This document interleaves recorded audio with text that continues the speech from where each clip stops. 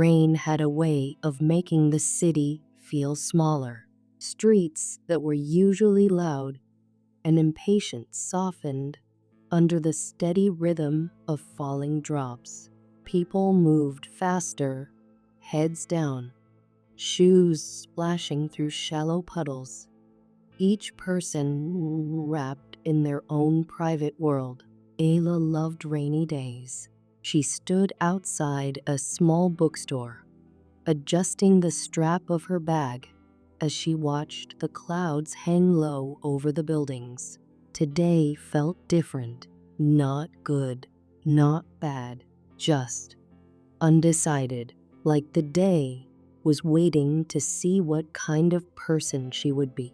She stepped inside the shop, shaking the rain from her hair. The warmth, the smell of old paper, and quiet music wrapped around her like a familiar memory. Ayla wandered through the narrow aisles until she stopped near the counter. That's when she saw it. A navy blue umbrella leaned casually against a wooden shelf. It wasn't new.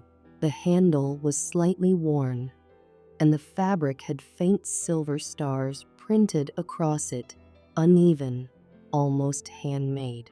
It looked forgotten or abandoned. She hesitated.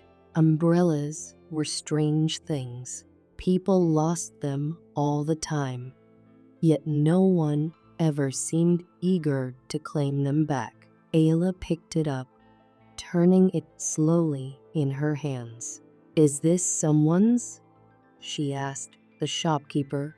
The elderly man glanced over his glasses and shrugged. "It's been here for weeks. If it belonged to someone, they've made peace with losing it." Ayla smiled faintly. She needed an umbrella anyway. The rain outside was growing heavier, and her bus stop was several blocks away. "I'll take care of it," she said, more to herself than to him. The moment she stepped back outside, the rain intensified. She opened the umbrella, and something about it felt right, as if it fit her perfectly, like it had been waiting. She laughed at herself. It was just an umbrella, but that was the thing about ordinary objects. Sometimes they carried extraordinary stories. Ayla worked as a freelance illustrator. Her days were unpredictable, some filled with creativity, others with rejection emails and cold coffee. That afternoon, she headed to her favorite cafe, the kind of place where no one rushed you out for staying too long. She placed the umbrella beside her chair and ordered tea. Moments later, a voice interrupted her thoughts. "Excuse me, I think that's mine." She looked up to see a man standing awkwardly, rain-soaked and clearly nervous. He pointed toward the umbrella. Ayla blinked. "This one?" "Yes," he said, then paused. "Well, I mean, it was."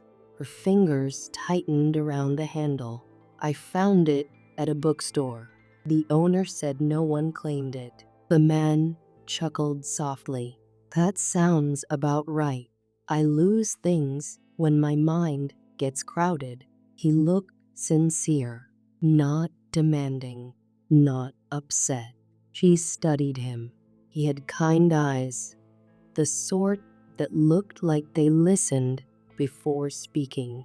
"I can give it back," she said slowly. He shook his head. "You already chose it, or maybe it chose you." That surprised her. "You're okay with that?" "I think so," he replied. "It's done its job for me." Ayla tilted her head. "And what job was that?" He smiled, as if recalling something important. "It reminded me that not everything we lose is meant to be found again." Before she could respond, The barista called his name. He nodded politely and stepped away. Ayla watched him go, confused but oddly comforted.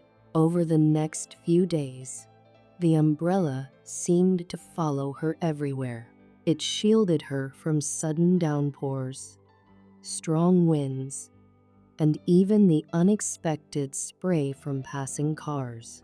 Small things, really, but each time she felt a strange sense of reassurance. Then something else began to happen.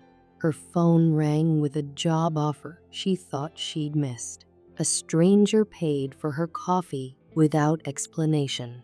She found an old sketchbook she thought she'd lost forever.